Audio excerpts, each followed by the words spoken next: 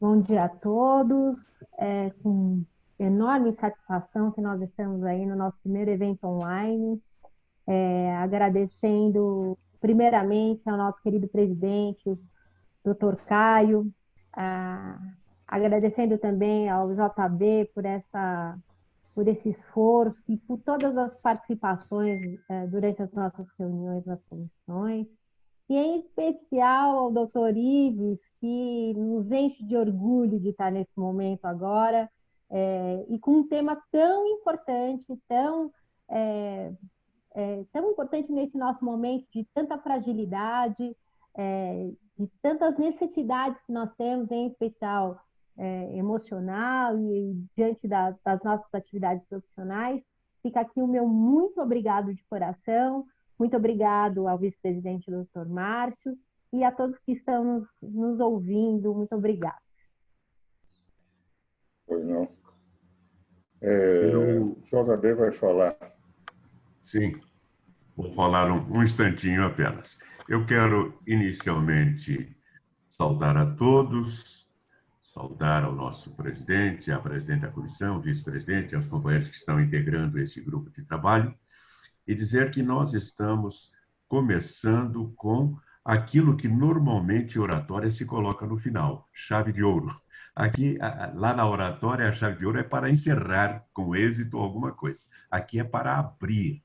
É o nosso primeiro trabalho nesse segmento e nós o abrimos com o querido amigo, colega, confrade, professor Ives Gandra da Silva Martins. Nós teremos, colegas, 30 a 40 minutos de palestra do Dr. Ives e depois uns 20 a 30 minutos, dependendo do andamento da programação, para debates, que devem ser feitos de maneira bem objetiva, bem pontual, para que o maior número possível de colegas possa usufruir dessa oportunidade do contato com o querido Dr. Ives. Eu preciso fazer, e aqui seria desnecessário, mas é protocolar, a apresentação do professor Dr. Ives Gandra da Silva Martins. É professor emérito das universidades Mackenzie, Unip, UFIEL, dossiê do Estado de São Paulo, das escolas de comando e da Escola de Comando do Estado-Maior do Exército, da Escola Superior de Guerra, ESG, e da magistratura do TRF da Primeira Região. É professor honorário da Universidade Austral da Argentina, San Martín de Porres do Peru e Vasily Golds da Romênia, e das PUCs Paraná e Rio Grande do Sul. É catedrático da Universidade do Minho, em Portugal, presidente do Conselho Superior de Direito da FEComércio São Paulo, ex-presidente da Academia Paulista de Letras e do Instituto dos Advogados do Estado de São Paulo, o nosso IASP. Tenho a honra de ser confrade dele em alguns institutos, algumas academias, como a Academia Cristã de Letras, Academia William Shakespeare, Sociedade Brasileira de Heráldica e Humanística, a Sociedade Amigos da Cidade, entre outras, e do privilégio de, ao longo de muitos anos, ter a oportunidade de aurir seus conhecimentos e sua amizade. Querido professor, querido amigo, querido confrade, a palavra está com você. Bem-vindo. Obrigado, JB. Uma amizade que muito me honra e que me dá uma grande alegria nesse curso de dezenas de anos em que nos encontramos sempre, estamos sempre, enfim, defendendo os mesmos princípios, as mesmas ideias, vale dizer, uma comunhão de ideias muito grande. Meu caro Márcio, honrado pelo convite, minha pesada doutora Thais, que está coordenando admiravelmente esses painéis, e o Caio, que eu quero muito bem, já fiz inclusive um programa com ele no Anatomia de Poder, em que ele foi brilhante ao expor toda a programação que tinha para esses 3 anos de direção da Ordem dos Advogados. A exposição exposição que me sugeriu o meu querido JB é falar um pouco sobre a economia pós-pandemia, o problema da sociedade em que nós estamos vivendo no momento e o problema, o advogado não se porta nesta situação em que o mundo inteiro jamais teve um desafio tão grande, não só para a sobrevivência, mas para poder contornar e conseguir encontrar elementos de conexão que permita, eventualmente, uma sociedade mais solidária no futuro. Indiscutivelmente, nenhum país do mundo estava preparado para enfrentar uma pandemia. Quando nós falamos, por exemplo, na peste negra, na Idade Média, a peste bubônica, naquela época não havia preparação nem estabelecimentos, propriamente, de saúde como nós tivemos. Então, a peste bubônica, para a qual não havia nenhuma solução, eles descobriram muito mais tarde, não havia medicação, o que houve foi a eliminação dos ratos, mas foi algo que eliminou um terço da população europeia. Evidentemente, foi de uma gravidade enorme, mas é de se lembrar que na Idade Média a Europa era constituída de núcleos praticamente sem conexão. Os próprios reis comandavam um pouco, os senhores feudais eram mais fortes que os reis, exceção feita em Portugal, que, para se defender de Espanha e dos árabes, tinha sempre um rei forte, com senhores, com nobres subordinados. O certo é que não há como comparar a peste negra de uma sociedade isolada, uma sociedade globalizada e a pandemia que temos no momento. E nenhum sistema de saúde estava preparado, porque os sistemas de saúde estão preparados para atender normalmente as moléstias e as doenças que vão surgindo numa sociedade, os acidentes, mas não para uma pandemia de caráter universal, maior do que em nível de estragos de Segunda Guerra ou Primeira Guerra, porque Segunda Guerra e Primeira Guerra nós tivemos na Primeira Guerra a Europa e na Segunda Guerra a Europa e uma parte da Ásia, enquanto que a pandemia hoje atinge o mundo inteiro. Não há país isolado, não há país que não foi atingido de alguma forma pelo coronavírus, o que representa, de rigor, um desafio que a humanidade nunca enfrentou. Sistemas de saúde falidos, nós tivemos países altamente civilizados, como, por exemplo, a Itália, França, Espanha, e, num determinado momento, tiveram que fazer opções. Na Itália, principalmente, de não poder aceitar doentes em situação de extrema gravidade que não tinham leitos suficientes para atendê-los. O que vale dizer, é um desafio de saúde que a humanidade inteira pode aproveitar para poder ter uma solidariedade maior, ou pode, evidentemente, continuar vivendo alguns valores ou desvalores de sociedade que não levam o ser humano a ter uma integração maior, mas, ao contrário, cada um crescer à custa dos outros, pouco vivendo o altruísmo e vivendo em grande intensidade o egoísmo para sua autorrealização. Creio eu que nós estamos exatamente numa encruzilhada que parece estar se dirigindo para termos uma solidariedade maior em todo o mundo. Vemos pelas doações, pelas cestas básicas, pela forma como as pessoas vão se integrando, procurando um auxiliar o outro. Estamos refletindo de que realmente somos um ser extremamente frágil que não consegue enfrentar um adversário que mal se vê, um inimigo invisível.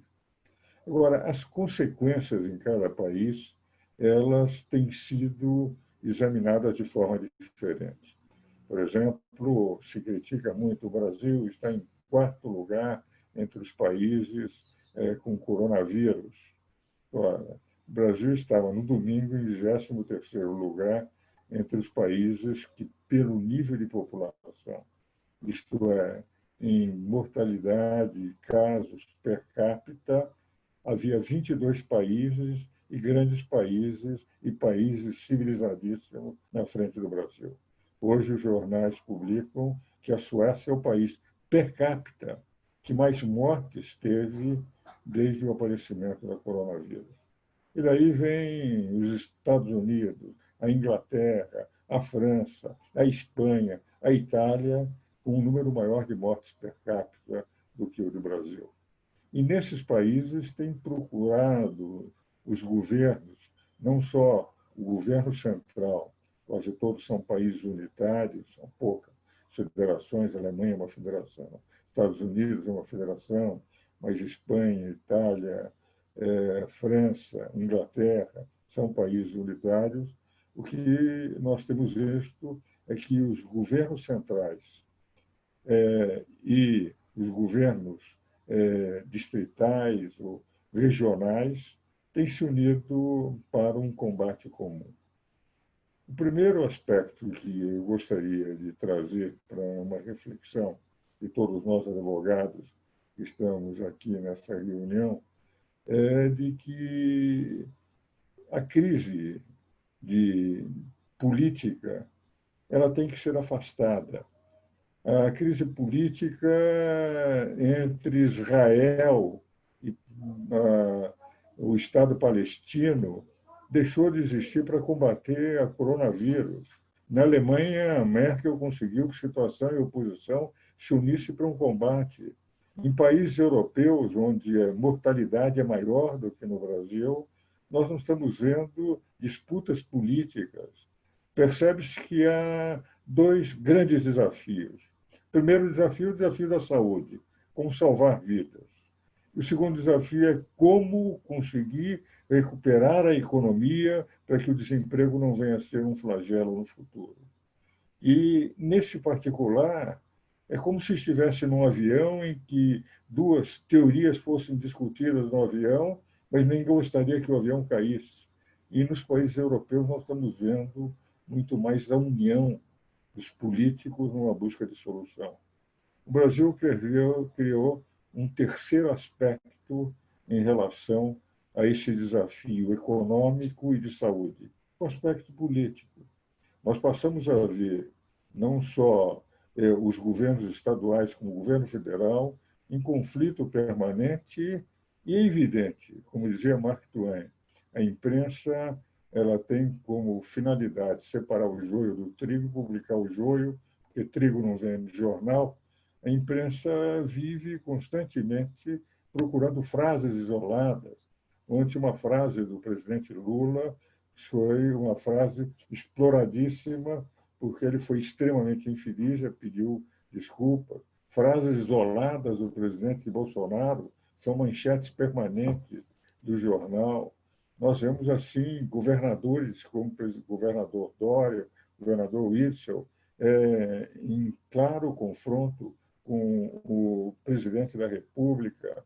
O presidente da República, de rigor também, com uma certa, eu diria, ao modificar, mudar ministros da saúde, dois ministros, um atrás do outro, na verdade, demonstrando também que ainda não tem um plano a não ser falar na cloroquina. E eu não acho que o governo federal vai indo mal, porque, na verdade, nós não temos tido falta de alimentação.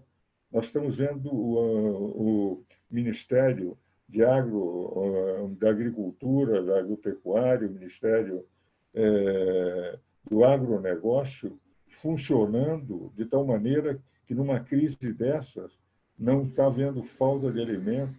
Nós estamos conseguindo ainda exportar. O ministro Paulo Guedes tem, de alguma forma, segurado, e vamos falar daqui a pouco sobre o planejamento econômico.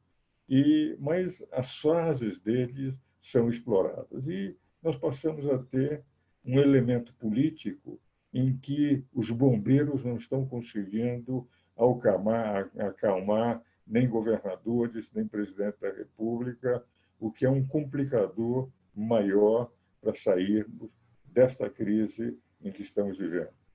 Do ponto de vista de saúde, é evidente que o caso da Suécia é a demonstração inequívoca que o confinamento ainda representa o primeiro caminho para poder salvar vidas.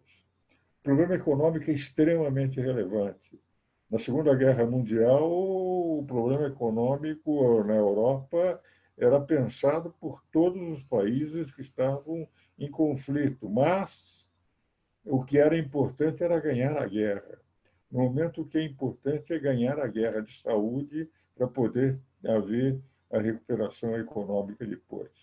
Nós sabemos perfeitamente, quando se falou na Segunda Guerra Mundial, que os Estados Unidos tiveram uma explosão econômica notável durante a Segunda Guerra Mundial, com pleno emprego, fabricando aviões, fabricando navios, fabricando armamentos, pleno emprego nos Estados Unidos, sem destruição do seu território.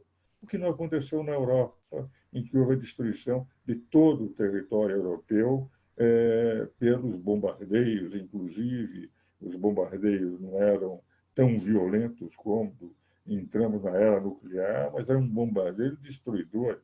Eu estudei na França em 53, quando fui a Londres. Londres ainda, a Catedral de São Paulo, que era um milagre, estava cercado de prédios destruídos. Quando eu estive em Stuttgart estava ainda em reconstrução em 53, 8 anos depois da Segunda Guerra Mundial. O que salvou a Europa foi o Plano Marshall. Os Estados Unidos tinham dinheiro, eles tinham crescido, não foi o New Deal, mas a Segunda Guerra Mundial que deu a grande alavancagem da economia americana. Agora, o que nós estamos vendo hoje é que, naquela época, a impressão era primeiro era ganhar a batalha e depois, evidentemente, ver como é que se reconstruía a economia da Inglaterra, da França, da Alemanha, dos países derrotados, Áustria.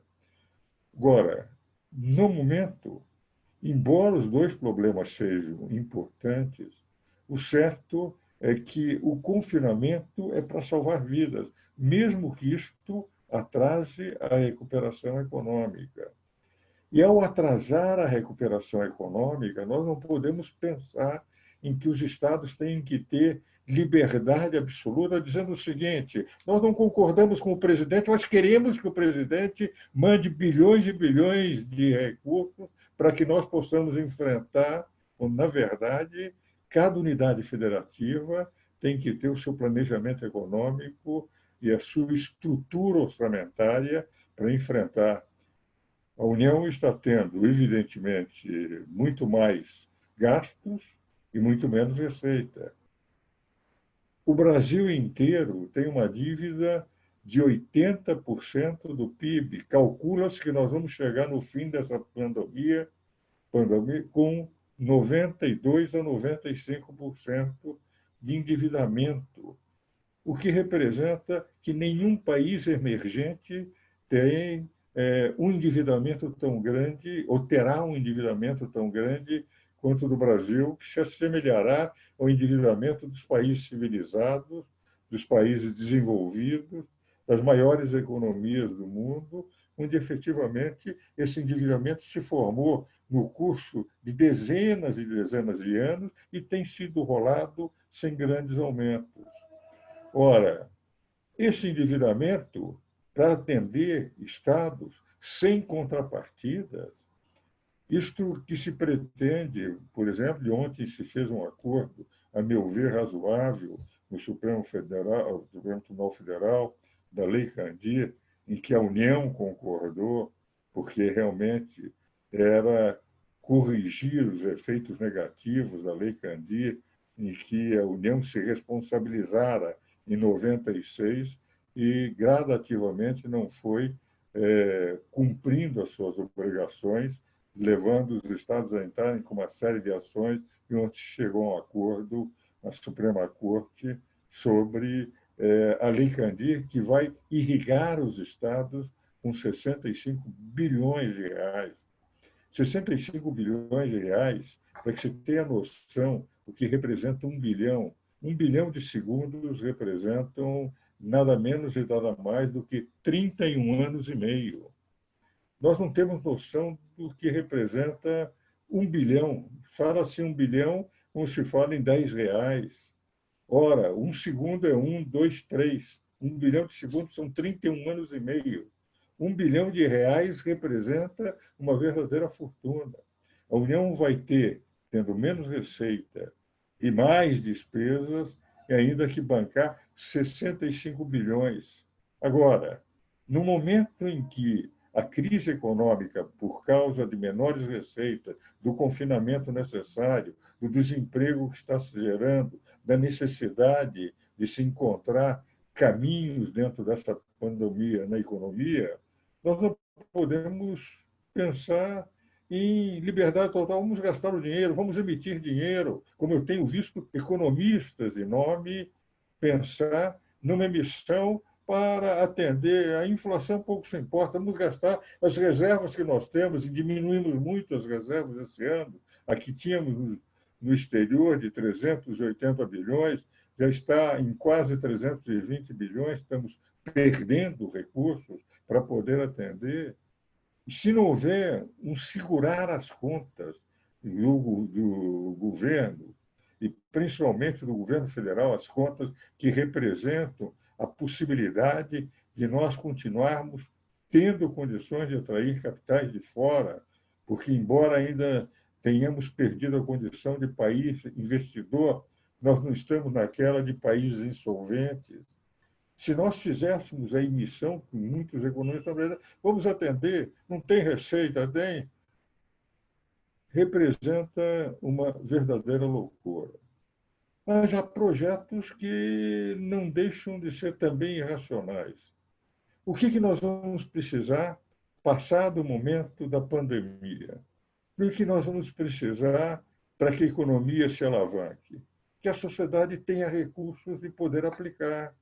Nós vamos precisar fazer com que as empresas voltem a empregar. Nós vamos precisar fazer com que a sociedade volte a produzir. Mas existem os projetos, por exemplo, vamos pegar o projeto do Imposto sobre Grandes Fortunas. Por que o Imposto sobre Grandes Fortunas é discutido há 40 ou 50 anos no mundo inteiro? Só se mantém na França, porque aquilo é uma espécie de vaca indiana que ninguém pode tocar, entende? Nos outros países que adotaram, abandonaram, por uma razão muito simples. Ela afasta investidores, ela afasta interesses. E numa economia globalizada, quando se percebe que se os nacionais tiverem e os estrangeiros não tiverem, elimina-se o empresário nacional. Se os dois tiverem, o empresário estrangeiro não vai, o que representa, de rigor, todos os países que começaram o imposto sobre grandes fortunas abandonaram. Imposto sobre solidariedade na França, que é, de acordo com alguns economistas, um dos fatores que leva a França a ser um dos países com o menor nível de investimento das grandes nações, porque não querem ir para lá, dá uma receita muito pequena, o imposto de solidariedade. Por essa razão é que nunca foi implementado no Brasil. A outra forma, os empréstimos compulsórios. Tanto o imposto sobre grandes fortunas como o empréstimo compulsório vai tirar dinheiro de quem? Da sociedade. O que a sociedade está? Os empresários, com dificuldade de manter os seus próprios negócios. O número de empresas em recuperação judicial vai crescer assustadoramente. Empresas importantes estão despedindo empregados porque não tem produção. E quando elas vivem penduradas em bancos e que fazem com que a sua produção seja alavancada pelo sistema financeiro, é evidente que no momento em que não vende, tem que pagar os seus créditos, por essa razão é que os próprios bancos estão alongando os créditos, alongando os vencimentos. Caso contrário, provocariam uma quebradeira geral. Então, o que se tem que ver, efetivamente, é um esforço do custo burocrático da nação. E é esse ponto que eu gostaria agora de focar para que os meus caros colegas examinassem um ponto que realmente me impressiona. Em Portugal, quando houve a crise de 2008, eles reduziram de todos os servidores públicos portugueses entre 3,5% a 10% os subsídios dos servidores públicos. Uma Constituição portuguesa não permitiu isso, foi o Tribunal Constitucional. E o Tribunal Constitucional, em 2010, aquilo foi proposto, o Tribunal Constitucional disse que, no momento de calamidade pública, tem que prevalecer um estado de emergência, um estado em que determinados direitos teriam que ser suspensos. E o Tribunal Constitucional português declarou que aquela redução era razoável. O que a Nova Zelândia fez agora? 20% dos grandes vencimentos dos servidores que ganhavam mais, que tinham privilégios, todos os ministros foram, e magistrados, reduzidos em 20%. Porque entenderam o seguinte: se a sociedade está pagando isso, se está havendo acordos entre empresas e funcionários para ganharem menos, porque aqueles que são servidores públicos não vão fazer a sua cota também de sacrifício, como fazemos nós da sociedade. Porque a sociedade que deve ser servida pelos servidores públicos é que tem que servir os servidores públicos, e no momento em que o governo tem que gastar com a saúde e não tem receita, tem que ganhar a mesma coisa e mais, pedindo aumento. Não querem que deixe de haver os reajustes futuros. Ora, há uma necessidade entre sociedade e povo para que nós não sejamos cidadãos de segunda classe, nós não sejamos escravos da gleba do período medieval, em que os senhores feudais podiam pegar o que bem entendesse da sociedade, e o sacrifício seja conjunto. Seja um sacrifício da sociedade, os desempregos, as empresas que estão indo à falência, aquilo que nós estamos percebendo na redução de salários de muitos, que também haja daqueles que são servidores públicos e não que devem se servir do público, com os privilégios a serem mantidos. Dizem, mas a Constituição não permite. Olha, o estado é de calamidade pública. Teria que haver do Congresso Nacional a possibilidade dessa mudança. Nós teríamos que ter uma contrapartida dos 13 milhões, aproximadamente, nas 3 esferas da federação, nos 3 poderes. Porque, de rigor, se nós não tivermos, nós não percebemos ainda que dos 33% a 35% de carga tributária que o Brasil tem, grande parte é para sustentar a burocracia. E em 2015, o Estado de São Paulo publicou um quadro, 3 de janeiro de 2015, creio eu, um quadro do que representava os comissionados, tanto do Brasil quanto de países como Estados Unidos, Alemanha. O Brasil tinha 115 mil comissionados no governo federal. O Obama, uma população 2 vezes superior à do Brasil, tinha 4 mil. E a Merkel, na Alemanha, tinha 600. Não concursados, não aqueles que representam carreiras de Estado. E nós não mudamos, continuamos com um número fantástico de comissionados, nós continuamos com um número fantástico de privilégios que são ditos. Certa vez eu convidei o Anthony Kennedy, tão logo promulgada a Constituição brasileira, que era juiz da Corte, ele tinha sido recém-empossado na Suprema Corte Americana, e fizemos um jantar só com constitucionalistas. Eu ofereci um jantar com Zé Afonso da Silva, Celso Bastos, Manuel Gonçalves Ferreira Filho, etc., para discutirmos o modelo constitucional brasileiro. Sabe o que ele me disse? O Anthony Kennedy, juiz da Suprema Corte, eu fiquei impressionado quando fui à Suprema Corte Brasileira e vi que cada ministro tem um cargo pago pelo governo. Lá na Suprema Corte Americana, um país pobrezinho, os Estados Unidos, tem apenas 7 vezes o PIB do Brasil, 8 vezes agora, com a queda do nosso PIB. nós somos aconselhados, os juízes, a ter carro sempre, não do último ano, pelo presidente da Corte, que é o único que tem carro oficial. E nós, dizia o Anthony Kennedy, vamos dirigindo o nosso próprio carro para a Suprema Corte. Eu fiquei impressionado, disse, mas não é só o Supremo, são os tribunais de justiça, são os desembargadores. O que é? Na verdade, nós criamos um custo operacional para a burocracia brasileira que leva o Brasil a ter uma carga tributária entre 33% a 35%, segundo a OCDE, ou Secretaria da Receita Federal, e os Estados Unidos, 26% do PIB. Japão e a Suíça têm uma carga tributária menor que a do Brasil. Coreia do Sul, China nem se fala. O que vale dizer? Será que não podem fazer um sacrifício nesse momento? Dizendo, já que o povo está pagando esse preço notável para que nós possamos ter as contas públicas, já recebe-se menos que as empresas estão produzindo menos, os tributos são menores, gasta-se mais porque tem-se um gasto de saúde monumental. Por que razão não há o sacrifício do segmento público em privilégios que nós não encontramos iguais em países civilizados?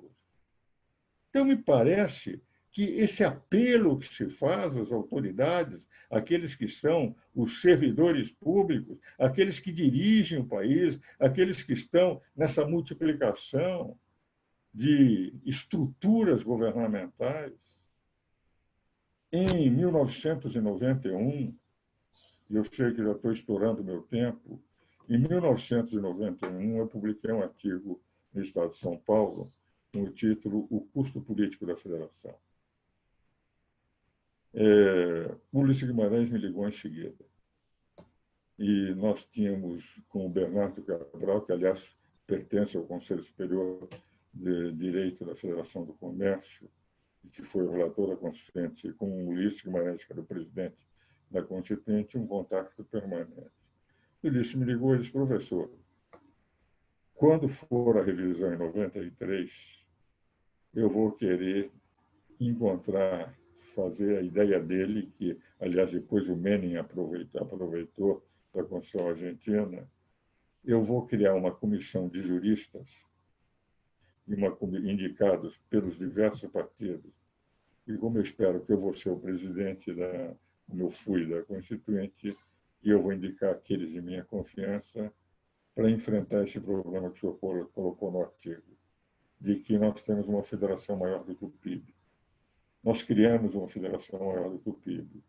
Nós fomos criando, aumentando o número de estados sem população, sem densidade populacional, o número de municípios, o número de obrigações, etc., e a sociedade era a mesma.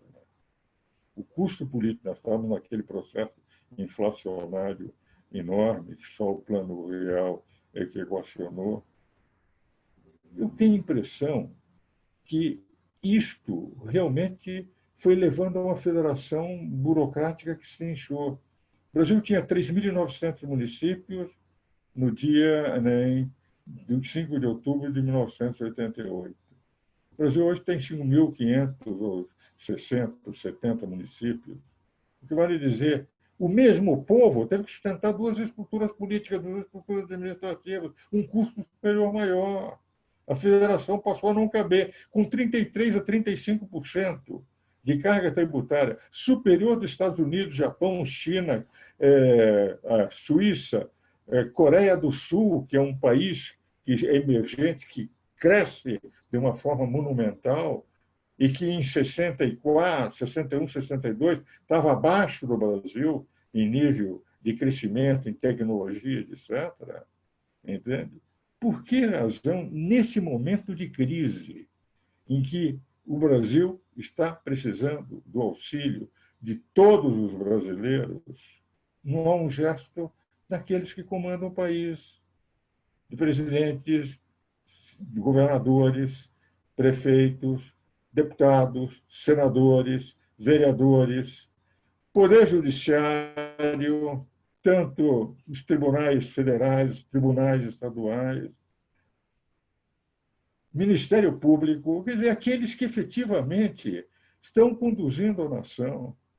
Porque, neste momento, o Brasil, além da crise de saúde, que, de rigor, apesar de tudo que é colocado na imprensa, o que nós estamos vendo, há confinamento e é mais uma certa indisciplina do povo brasileiro, porque quando os estados definem confinamento, e nós temos aqui no Brasil 47%, 50%, 45% de confinamento, que deveria ser obrigatório, como diz a OMC, precisa ser pelo menos 70% de confinamento, e nós temos sempre em torno de 50%, 47%, 43%.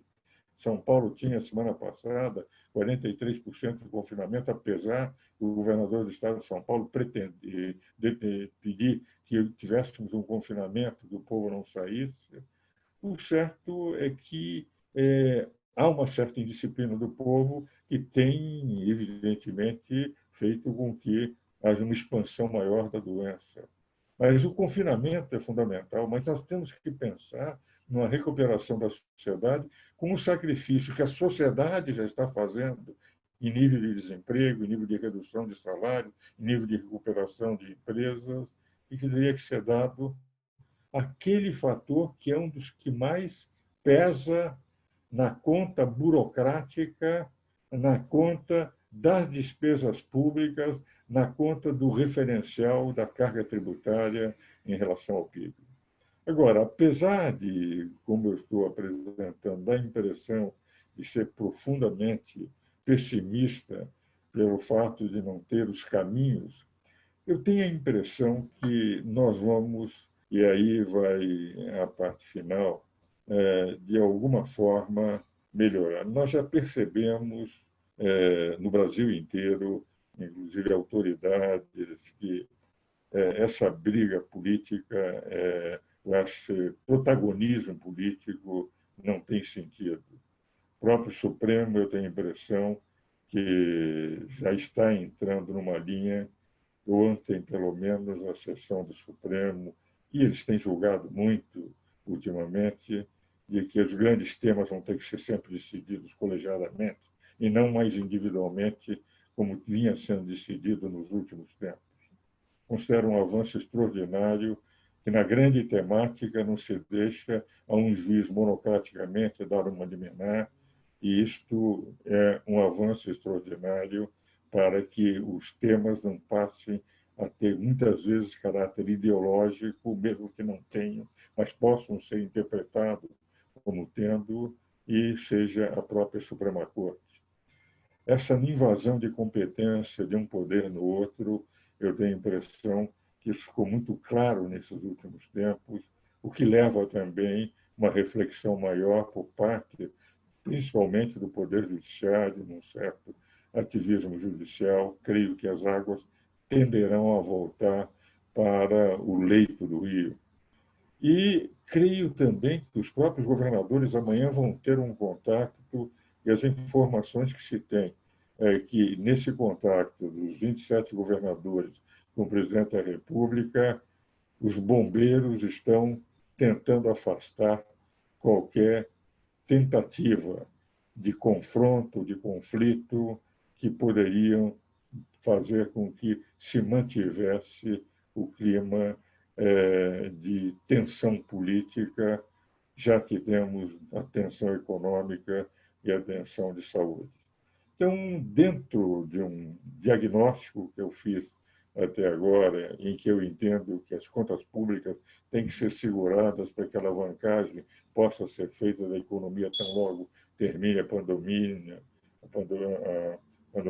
com condições de o Brasil se recuperar economicamente, que estão todos os poderes das três esferas da federação, os três poderes entrando numa concepção, numa percepção dentro do país de que, se não houver um diálogo consciente, todos perderão, porque a recuperação num mundo globalizado, será muito mais difícil, não só em relação aos países desenvolvidos, mas principalmente em relação aos nossos principais concorrentes, que são os países emergentes.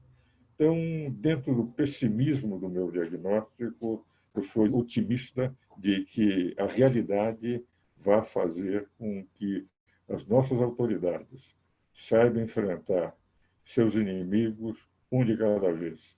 Que não aconteça conosco o que aconteceu na luta entre os horácios e os curiaços em Roma, entre os etruscos e os romanos, em que os três curiaços estavam vivos contra um único Horácio de Roma. Só que este Horácio de Roma estava inteiro, e os três curiaços feridos.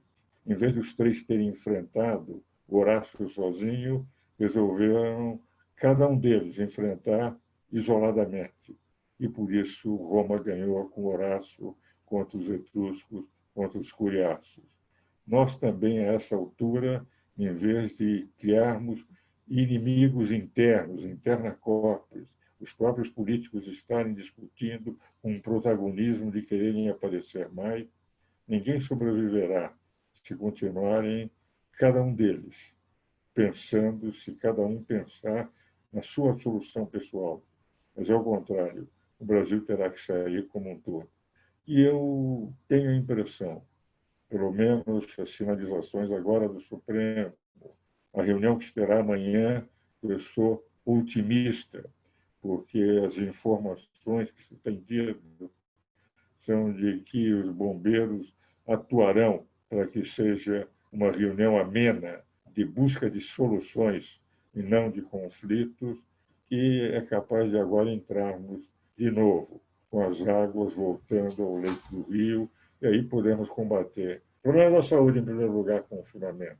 O problema da recuperação da economia sem teses malucas, sem teses que não têm aceitação no campo da economia, com um controle das contas públicas e sabendo fazer em cada segmento, dando a sua contribuição econômica no setor privado, no setor público, de corte de despesas, para que nós possamos sair também economicamente com condições de fazer com que o Brasil se coloque novamente entre as grandes economias do mundo. Enfim, pessimista no passado, sou otimista quanto ao futuro. Muito obrigado. Obrigado, doutor Ives. Maravilhosa explanação que nos coloca realmente conhecedores do que se passa. Doutor Ives, nós vamos abrir agora para debates. Eu vou prevalecer do meu privilégio de estar moderando e também do privilégio de idade para fazer primeiras perguntas. Eu gostaria de ouvi-lo a respeito de uma declaração recente do desembargador Ivan Sartori, dizendo que o Supremo Tribunal Federal, com essas últimas medidas, acabou quebrando a federação no instante em que propiciou aos estados e até aos municípios certa independência ou até desobediência em relação ao poder central. Primeira coisa. Segunda coisa, eu gostaria de ouvi-lo a respeito de um projeto de lei recente tratando da diminuição do número de municípios, exatamente dentro daquilo que você falou. Nós temos uma quantidade muito grande de municípios e muitos deles não são autossustentáveis, dependendo diretamente da União e com uma estrutura pesada, prefeitura, Câmara Municipal e tudo mais. O que o senhor pensa desse assunto? E, por fim, da redução dos comissionados. Suportar 115 mil comissionados é uma carga excessivamente pesada para um país que já luta com dificuldades. Por fim, lembrar que foi Nelson Rodrigues que disse que o brasileiro só é solidário na desgraça. Como estamos na desgraça, quiçá encontremos solidariedade também daqueles que estão no poder público e não estão fazendo o mínimo para reduzir os seus gastos e, com isso, melhorar a condição do Brasil. Em seguida, eu passo ao próprio Márcio, que prossiga com a atribuição de palavra. Doutor Ives, por gentileza. Bem, em primeiro lugar, é interessante, eu tenho muita comunhão de ideias com o desembargador Ivan Sartori. Não só, por exemplo, em relação ao fato de o ministro Alexandre de Moraes, grande amigo, grande jurista, grande constitucionalista, ter monocraticamente impedido um ato discricionário do presidente da República, no sentido de impedir que um delegado, e o Sartori e eu defendemos essa posição num programa da Band, de ele tirar ao presidente da República a possibilidade de nomear alguém que apenas tinha suspeita de um seu adversário, que tornou-se adversário da saída cinematográfica, o juiz Moro, e que, pela lei, era ele que tinha o direito de nomear, já que não havia nenhum processo administrativo, nenhum processo judicial, uma mera suspeita por parte do presidente, não havia outro elemento senão aquilo que estava sendo apresentado pelo desafeto do presidente da República. E o desembargador Ivan Sartori diz que ele tem posição discricionária. Se a lei diz que ele pode nomear e não cabe ao executivo dizer só pode nomear esse, não pode nomear aquele. Em relação a esse ponto, do artigo 21, inciso 18 da Constituição, diz que em caso de calamidade pública, quem tem que definir todo o projeto, todo o plano, toda a forma de combate é artigo de competência e atribuições da União, é exclusiva, é privativa da União. A minha opinião, com todo o respeito que eu tenho aos ministros do Supremo, o Supremo não poderia ter dado. Eles podem, complementarmente ao projeto da União, fazer algo semelhante, enfim, para completar aquilo que teria que ser definido, como diz o inciso 18 do artigo 21 da Constituição, em caso de calamidade pública, estava perante uma calamidade pública, seguir as diretrizes da União. Acho que o Supremo, ao dar, quebrou, digamos, essa atribuição exclusiva, como também quebrou a atribuição exclusiva no caso do delegado que teria que ser nomeado, não entra no mérito, se era bom, se era mau, se era isso, se era aquilo, aqui não tinha nada, e que dá na competência do artigo 84 e da própria lei ordinária de ser nomeado pelo próprio presidente. Então, nesse particular, eu estou com o Ivan Sartori. Na segunda questão, eu estou convencido, sai de 3.900 municípios. Em 30 anos, vamos para 5.500 eu não sei se é 68, 70 municípios que nós temos. Quer dizer, nós aumentamos praticamente 2.000 municípios, entende? Com o mesmo povo, com a mesma população, com estruturas, com a necessidade de fundo de participação do ICM ser tirado de alguns municípios que precisam, porque tem para isso, ser dado para municípios que, enfim, eram desdobrados, e a criação de município, depois, a reversão dessa criação é extremamente difícil. Esse curso da federação foi o que o Ulisses me disse. Realmente, ele não esperava, o Ulisses, que houvesse um crescimento tão grande da federação. E eu estou falando de 1991, 3 anos depois de ter sido aprovado. É evidente que 10 anos depois já houve uma lei dificultando bastante a criação de novos municípios, mas nós criamos uma federação maior do que o PIB. E a terceira pergunta que você me fez era o JB. Você vê que o Alzheimer dos 85 anos já está funcionando. Qual foi essa? Não, doutor. O que eu perguntei a respeito da redução do número de comissionados. Mas isso eu estou convencido que nós precisaríamos fazer. Nós temos as carreiras de Estado, aquelas que têm concurso público, essas são fundamentais. Agora, quando nós passamos a ter comissionados, criando para essa aquela função na verdade, alocando amigos do rei para que eles passem a ter uma sustentação através da sociedade. Ele não está lá porque é mérito, porque prestou concurso, porque tem valor. Ele está lá porque ele é amigo e fez a campanha política desse deputado, daquele senador. Entende? Eu sou absolutamente contrário à multiplicação de comissionados. Comissionado tem que ser quem? Um ministro de Estado, porque ele é escolhido para dirigir pela sua competência. Alguns professores que você possa ter que colocar porque tem um notável conhecimento. Mas quando nós vamos multiplicação de pessoas que são amigas do rei e que são lá colocadas sem outra qualificação, senão de ter feito a campanha para esse ou aquele candidato, é evidente que é uma federação doente. Nós teríamos que diminuir o número de comissionados. Por que nos Estados Unidos, naquela época, eram só 4.000 na época do Obama? Não é, enfim, aqueles cargos em que todas as pessoas convidadas eram altamente qualificadas.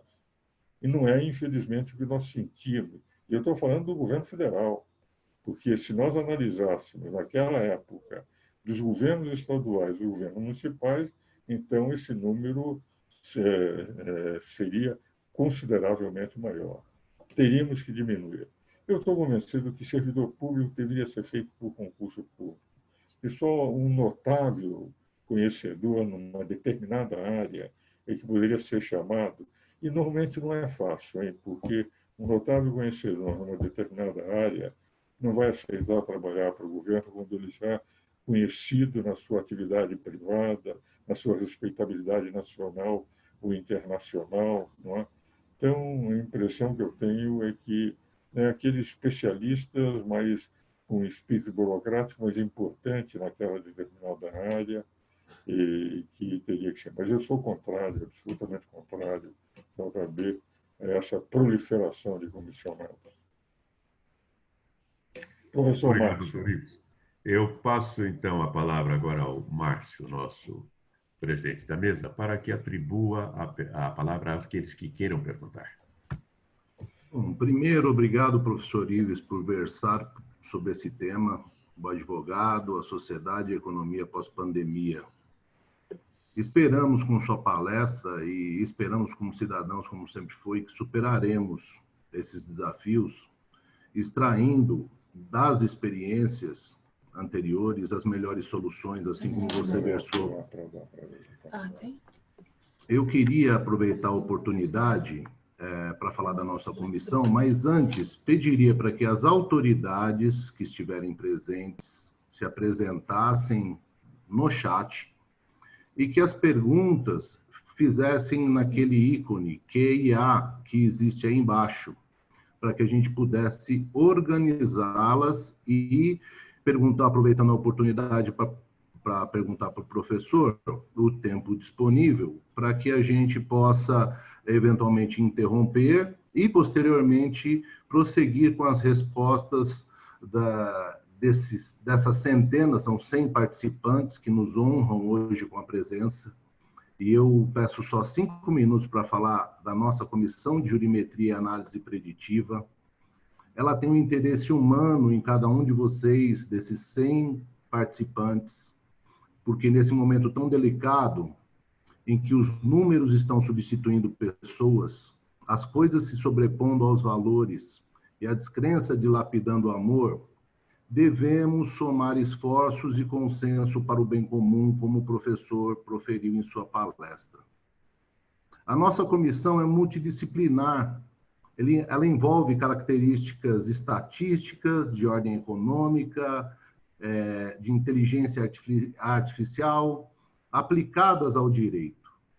Contudo, nós vemos que os nossos tribunais estão se preparando para se socorrer de decisões recorrentes, mas, como advogados e humanistas, devemos estar atentos para a defesa dos cidadãos em favor da vida, da liberdade e da propriedade, em detrimento das coisas. Existe hoje, sim, a necessidade de tecnologia para resolver problemas eminentemente contratuais, mas nós não podemos absorver a característica humana, ou seja, de defesa. Não podemos permitir que um computador julgue questões de vida, de liberdade e de propriedade, eletronicamente falando. Explicando para todos aqueles que estão participando, porque no nosso impulsionamento não existem só advogados presentes, existem pessoas de todas as profissões, inclusive a característica da nossa comissão, esclarecendo que a jurimetria é o estudo estatístico-econômico aplicado ao direito, na base em que a análise preditiva é a projeção desse estudo com base em eventos recorrentes ou comportamentos pessoais que possam impactar a vida das pessoas. E por isso, professor, eu quero, em nome da comissão, já fiz uma solicitação no OAB para que o senhor seja membro honorário desta comissão, nos agraciando com o seu conhecimento, com a sua experiência, para que a gente possa promover uma justiça de ordem humana e social de acordo com tudo aquilo que você versou na sua palestra. Gostaria pelo menos de um sim, né, para que a gente possa encaminhar isso internamente e futuramente lhe agraciar como membro honorário. E antes de abrir as palavras, eu diria ao professor que nós temos hoje recursos para socorrer empresários, sim. Estava conversando com o professor JB oportunamente, o Pazianotto tem feito um trabalho sobre esse assunto, o professor Sodero também. Diria que nós temos uma previdência social, muito embora mal administrada, ela tem como subsidiar seus segurados. Quem são os segurados da Previdência Social? São aqueles que contribuem à Previdência Social, professor.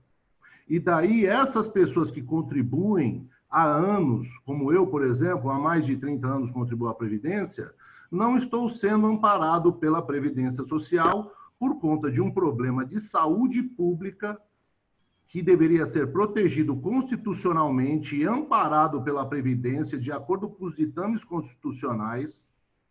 E, de acordo com tudo isso, não se causa um relacionamento de possibilidade por conta de impedimentos de atendimento da própria Previdência Social.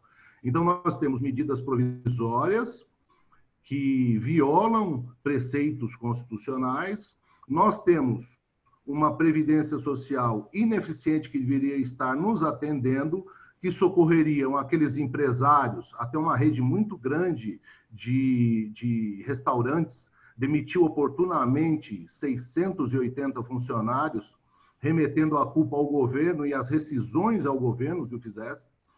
Então, aquele estado de ordem econômica que o senhor citou, a questão do desemprego, a questão política, esse conflito político, não estão favorecendo nós, os contribuintes.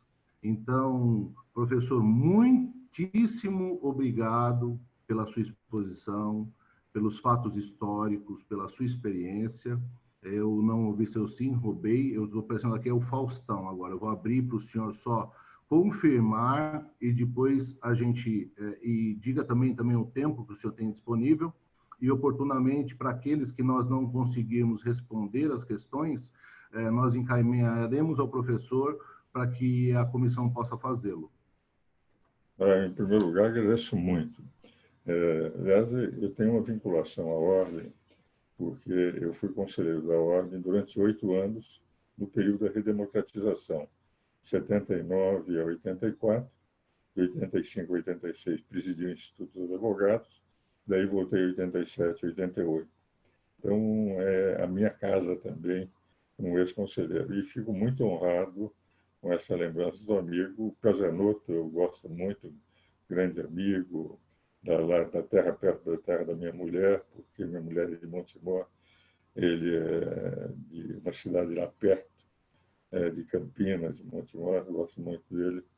E agradeço muito a lembrança de uma generosidade, uma gentileza dos amigos. Mas eu lembro sobre a Previdência um dado que me parece importante.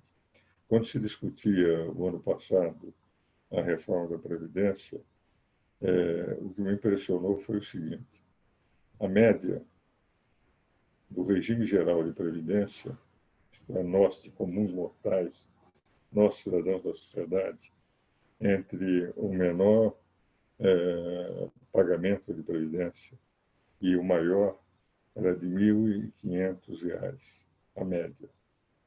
A média do Poder Executivo era de R$ 8.000. A média do Ministério Público era de R$ 14.000. Eu estou falando em média, desde o servidor menor ao procurador-geral. A média do Poder Judiciário era de R$ 18.000 por mês, considerando os ministros do Supremo e o funcionário que está lá, o ascensorista. E a média do Poder Legislativo era de 28.000 por mês. Quer dizer, há uma diferença resultado. Paga-se e não se recebe porque, na verdade, nós temos uma profunda distorção entre aqueles que estão dentro do poder e nós do regime geral. Nós éramos cidadãos de segunda categoria. Agora, evidentemente, é um dos problemas hoje, não só do Brasil, do mundo, o problema previdenciário, pela própria longevidade que todos nós, graças à medicina, etc., nos ganhando. Primeiro, vocês estão falando com um dinossauro de 85 anos, de tal forma que, quando eu comecei a advogar em 1958, 57 como solicitador, 58 como advogado, quando me formei, portanto, há 62 anos atrás, normalmente a pessoa, quando chegava... Eu vejo, por exemplo, um dado interessante. Os Romanovs governaram a Rússia de 1613 a 1917. Foram 304 anos. Nenhum dos imperadores ou imperatrizes viveram até mais de 70 anos. E mais de metade, eles morreram antes dos 50 anos. Aqui hoje, 80 anos, 85, 90, é normal. Na Inglaterra fizeram um levantamento o ano retrasado daqueles que nasceram em 1900 e 2018, dizia um estudo de um instituto inglês, 50% dos nascidos em 2018 iriam viver 105 anos. O que vale dizer, efetivamente, nós estamos. E a Previdência ela tem que ir se adaptando também a essa necessidade de longevidade, que uma sociedade, um número cada vez menor de pessoas, terá que sustentar um número maior. Agora, tudo isto é matéria para ser refletida em profundidade, não politicamente, não demagogicamente, como o Dr. Márcio está dizendo, porque na prática há muita demagogia, muita ideologia, muito que é colocado sem que se examine os dados concretos, não é? Os valores, os números, as aplicações, onde é que o dinheiro foi parar, daquelas contribuições dadas. Eu contribuí durante muitos anos com 20 salários, para 20 salários, desde que eu comecei a contribuir, que advogar. De repente, eles não dão mais do que 10 salários. Eu perdi 10 ou 12 anos de contribuições que nunca recuperei. Então, tudo isso merece ser estudado. Tomás, eu não vou tomar tempo mais de considerações, vou ouvir tua raiz, os que estão aí para perguntar e me colocarem contra a parede. Professor JB, aí você pode organizar agora a sequência das palavras pelo QIA, tem 3 perguntas. Você tem mais alguma coisa que fazer? Eu teria que fazer alguma coisa agora? Mas o professor está liberado? Não, não estou liberado, enquanto eles fazem a pergunta. Não, o senhor está liberado sempre. Não, é que eu tenho que... Está chegando alguma coisa do escritório, era só para assinar. Não, mas é uma assinatura que o senhor tem que fazer com cuidado. Eu espero. Não há problema nenhum, doutor Márcio. São 3 questões, JB. O senhor pode dirigi-las, por favor, ao professor?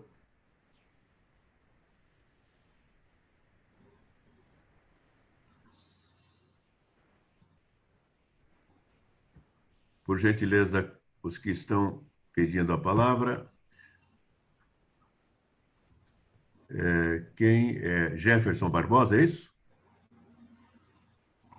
O Jefferson Barbosa está perguntando para o professor Ives, o senhor vê alguma brecha constitucional para que os servidores e agentes públicos possam fazer parte desse sacrifício em prol da sociedade, considerando que existe a irredutibilidade dos vencimentos do servidor?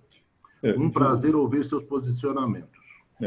Veja o seguinte, em Portugal, quando eu citei a decisão de Portugal, o problema era idêntico. A ação portuguesa preparada pelo Canotilho, ela dava essa irredutibilidade, né? E lá em Portugal, o Tribunal Constitucional disse que, em caso de calamidade pública, nós estamos perante uma necessidade que tem que ser examinada. Agora, para que não houvesse dúvida, o ideal seria, evidentemente, uma reforma constitucional, quer dizer, e que no momento de crise pode ser feita.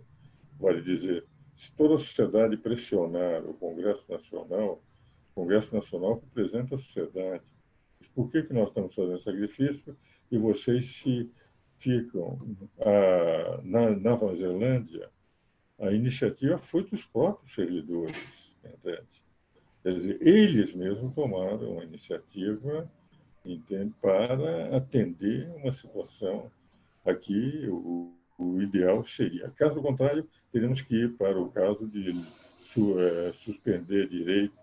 Por exemplo, o estado de emergência de defesa e de sítio podem determinados direitos individuais serem suspensos. Então, teria que se caracterizar a aplicação, entende, do regime constitucional das crises, que é o título 5º da Constituição, dos artigos 136 a 144, para o regime constitucional das crises, não é? Se fosse o caso, poderia se apelar a isso também, entende, no sentido de entender que alguns direitos poderiam ser suspensos, e este, inclusive, durante um determinado período, exclusivamente para atender uma calamidade pública dessa necessidade. Porque há um momento em que determinados princípios colocados na Constituição podem esbarrar naquilo que chama-se o princípio da impossibilidade material. Se eu faço uma disposição que eu não tenho como cumpri-la, entende? É uma impossibilidade material, tem que se examinar se há densidade ôntica naquela disposição legislativa que possa obrigar o cidadão. Então, a impressão que eu tenho, o ideal seria uma reforma de natureza constitucional, mas eu não excluiria, entende? Se houvesse um entendimento entre poderes, não briga entre poderes, etc., isso pudesse chegar até ao Estado. Não, de emergência nós já temos, mas, digamos, de defesa de sítio, exclusivamente para efeitos dessa situação em relação aos servidores. Mas o ideal seria que eles compreendessem que a sociedade está dando um sacrifício extremamente pesado para a sociedade. Nós vamos ter um aumento, possivelmente, o dobro de desemprego, serão mais de uma dezena de milhões de desempregados que teremos no fim, no recomeço da recuperação econômica, e não é justo, e quem deveria servir à sociedade é que se serve da sociedade recebendo o que a sociedade não tem como pagar e vai pagar com sangue, suor e lágrimas. Bom, professor, tem a pergunta da Carla Mendonça, se o senhor não se importar de responder. Eu creio que ela está respondida na primeira pergunta. Possibilidade de um projeto, não é isso? Isso. Então vamos para a terceira. Que é Pois não, Jota. O Rosmaninho, o senhor que viveu o Brasil dos últimos anos, por que não se consegue eliminar essa máquina de agregados, comissionados, que tanto atrasam a nação? Todos sabem e falam, mas não acontece. Veja o seguinte, o Alvin Toffler, isso é mais JB na nossa área, na nossa faixa etária, isso quando ele lançou Choque do Futuro, e depois o segundo livro, A Terceira Onda, ele fazia uma análise do mundo a partir de 1980.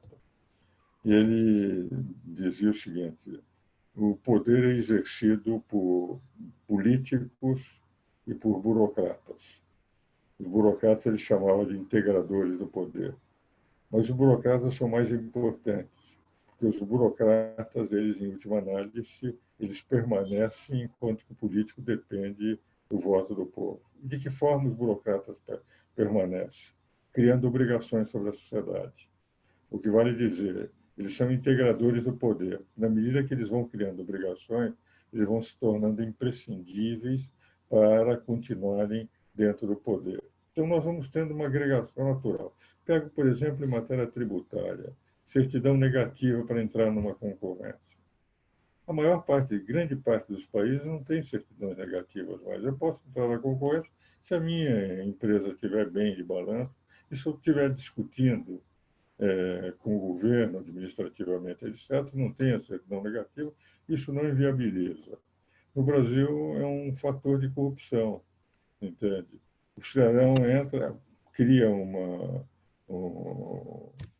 auto de infração, às vezes aqueles ciclopes, eles têm o bônus de eficiência, quanto mais autos de infração fizerem, mais eles ganham o bônus de eficiência, um acréscimo ao seu vencimento, e na hora de obter uma certidão negativa, termina não obtendo. Termina o processo administrativo, não manda o processo para o judiciário, a empresa precisa concorrer, entrar numa concorrência, não tem a certidão negativa, e fica aquele sistema de depender de carimbos. Me disse o Dória, na época em que ele era prefeito, que quando ele entrou na prefeitura, que ele ficou impressionado para a abertura de uma empresa, o que era necessário de carimbos para a abertura de uma empresa. O Pedro Parente, quando foi abrir um escritório em Londres, ele chegou, foi se orientar com esse cara, eu quero abrir, tá aqui, tá? O senhor tá, pode, tem a possibilidade de abrir. Ele mostrou, ele bateu e mandou para o departamento em que registrava a empresa. E daí o Pedro Parente perguntou quanto tempo, eu acho que foi Pedro Parente, né? Quanto tempo agora tem que esperar? Ele disse, não, já está aberta. Na Colômbia, quando nós estávamos preparando o projeto Código Comercial pelo Conselho nosso, Fábio Guilherme, entende? Nós mandamos uma para ver como é que funcionava lá, que eles tinham feito uma recente alteração. E quanto é que se leva para abrir uma? Leva-se levar 11 horas, eles estavam reduzindo para 9 horas. Eu preencho todos os dados, mando para lá. Se aqueles dados estiverem perfeitos, os dados de cada um dos empresários, o capital que eles estavam, o que eles disseram, já é aprovado, a empresa está funcionando, que precisa um mundo de funcionários. Então, quer dizer, aquilo que o Toffler dizia na terceira onda, que os integradores de poderes geram obrigações sobre a sociedade, que assim eles se perpetuam, é uma das características. E os nossos comissionados, se nós examinarmos o que é assessor daqui, assessor de lá, assessor para cá, etc., que são aqueles que fizeram a campanha política de um determinado candidato, os próprios gabinetes, quer dizer, nós percebemos perfeitamente que isso é sustentado pela sociedade. Então, a forma era de limitar o número de comissionados e mais. Eu seria favorável, por exemplo, que o Tribunal Regional Federal da Terceira Região faz aqui. Quer dizer, todos os que são trabalhados como assessores tiveram que prestar concurso para alguma coisa dentro do tribunal. Eles tiram dentro dos próprios quadros do tribunal. Estava me contando o Fábio de Preto e o Newton de Luca no momento em que eles exerceram a presidência do TRF. Eu tenho a impressão que este é o esquema. Tem que se tirar dos próprios quadros de funcionários dos comissionados. Pode dizer de um lado, de outro, mas, na prática, eles têm que prestar concurso. Concurso é uma forma de aquilatar a competência do cidadão. Muito bom. A pergunta do Marcelo, de certa forma, está respondida. Marcelo Luiz Galdino. Qual o caminho para a redução de comissionados? O doutor Ives acha que deveria ser apenas pela vontade dos governantes ou alguma alteração à lei? Eu creio que está respondido dentro daquilo que o professor falou. Não sei se Não, é desejaria. apenas o seguinte, é evidente que se houver alguns casos notáveis de precisar, por exemplo, mesmo a questão da pandemia, quer dizer, quando se convidou para uma comissão junto ao governo do Estado de São Paulo alguns nomes de grandes infectologistas, eu acho isso positivo, porque, inclusive, muitos desses trabalhando pro honore, pro bono, não é? Agora, mas só nesses casos especiais.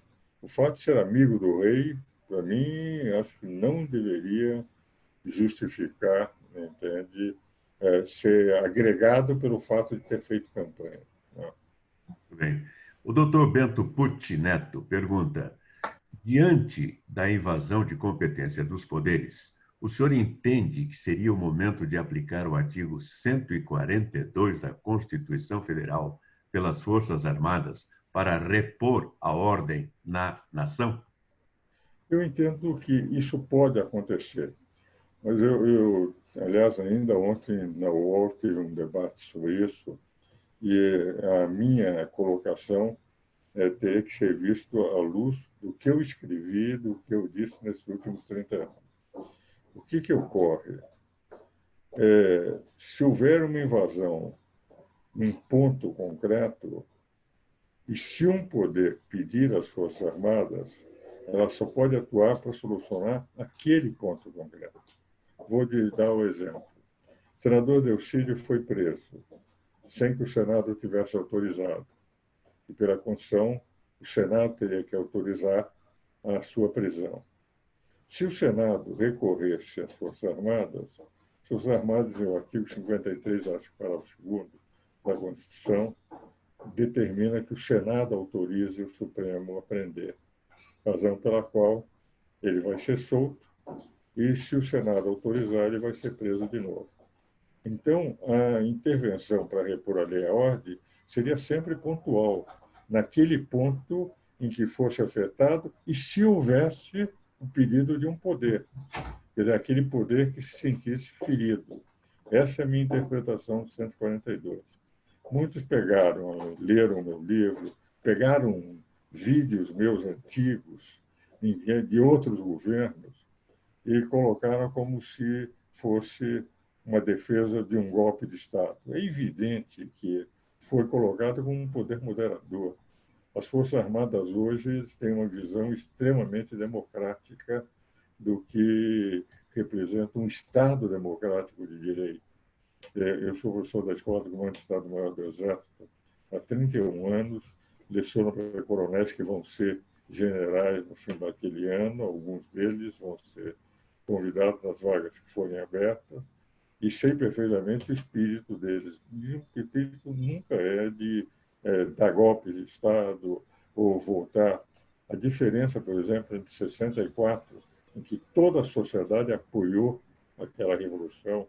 Quando eu falo toda a sociedade, eu falo, por exemplo, um jornal como o Estado de São Paulo, um jornal como a Folha de São Paulo, um jornal como o Globo, um jornal como o Jornal do Brasil, todos os canais de televisão, toda a sociedade estava apoiando aquele movimento. Onde houve a ruptura entre o movimento que pretendia garantir a eleição entre Juscelino e Lacerda, para ver quem seria escolhido, foi o ato institucional número 2. O ato institucional número 2, entende, eliminou todos os partidos, aí criou um regime de exceção. Mas naquele momento houve rompimento da sociedade, seja no dia 31, seja no ato institucional número 2.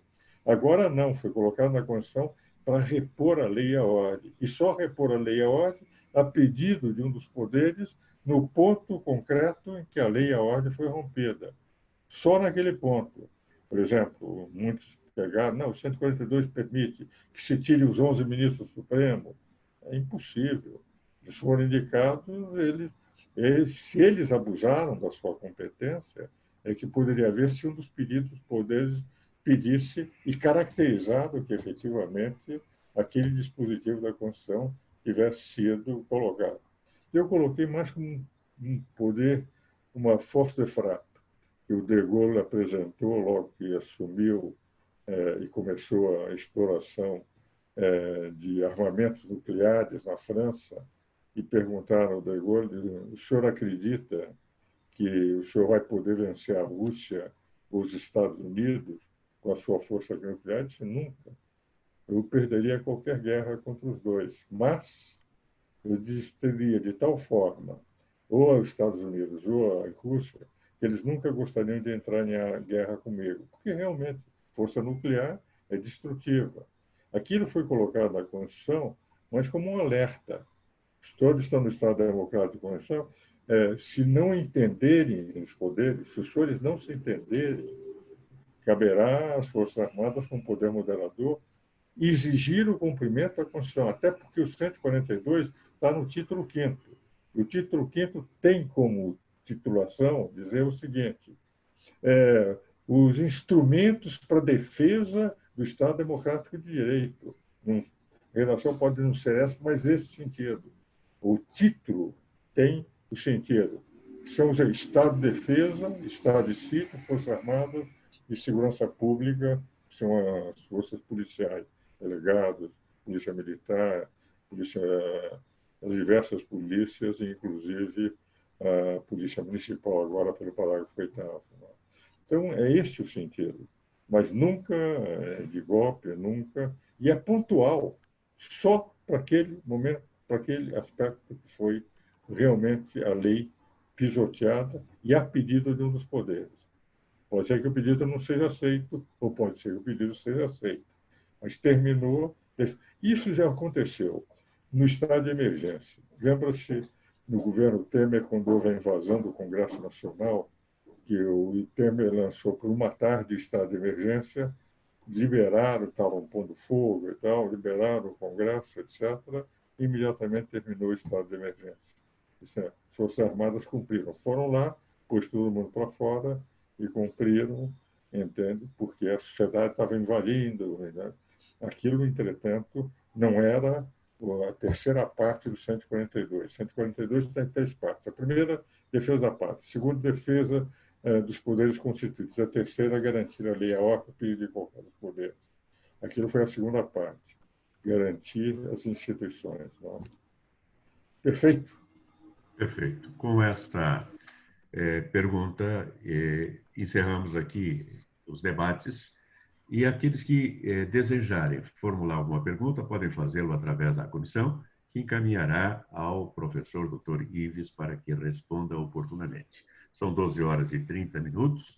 Creio que é tempo de encerrarmos para não pesar no expediente, que não é fácil, do querido professor Ives Gandra. Eu devolvo a palavra ao presidente da mesa. Professor Ives Gandra, da Silva Martins, muito obrigado pelo seu tempo, pela oportunidade, a nossa comissão. Foi muito esclarecedor, para mim, particularmente, um privilégio. Quero aproveitar para agradecer à presidente da nossa Comissão de Jurimetria e Análise Preditiva, Thaís Jurema da Silva, a oportunidade de presidir esse evento. Agradecer, em nome da nossa comissão, também ao nosso presidente da OAB São Paulo, Caio Augusto Silva dos Santos, e o presidente da Comissão de Cultura e Eventos, o Alexandre Luiz Mendonça Rolo. Por fim, enaltecer a presença e disponibilidade de 90 pessoas que estiveram conosco até o presente momento, neste momento tão crítico da nossa sociedade, seja na área da saúde, seja na área da política e economia, ou ainda pela crescente, porém despercebida, violação aos direitos humanos e sociais. Dou por encerrado o nosso evento, desejando que todos estejam bem, que se cuidem. Não podendo abraçar, lembre sempre dos seus familiares e amigos. Eles agradecem. Um beijo no coração de todos. Muito obrigado. Obrigado a todos também, grande alegria. E realmente foi um privilégio. Não ouvi a Thaís me fazendo pergunta, mas teve o privilégio de poder ficar admirando e podendo cumprimentar todos os meus amigos, o mestre Márcio, o meu querido confrade, amigo de tantas décadas, o JB de Oliveira, e realmente me agradou muito esse contato com os amigos. Uma boa tarde e vamos ter novas oportunidades no futuro. E já aceitei aquela honraria que é uma demonstração da generosidade do coração dos amigos. Muito obrigado. Obrigado. Eu tenho que Então, deixar aqui meus agradecimentos mais uma vez. Doutor Ives, eu fico sempre de boca aberta com seus pronunciamentos, com seus ensinamentos, então eu fico sem palavras, né? E deixo mais uma vez o meu enorme agradecimento ao JB por ter trazido o doutor Ives para nós aqui, para pertinho da gente.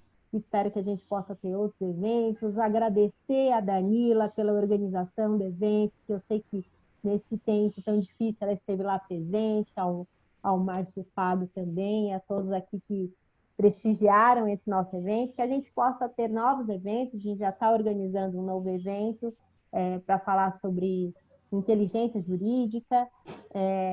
E muito, muito, muito obrigada. Muito obrigado. Ótimo.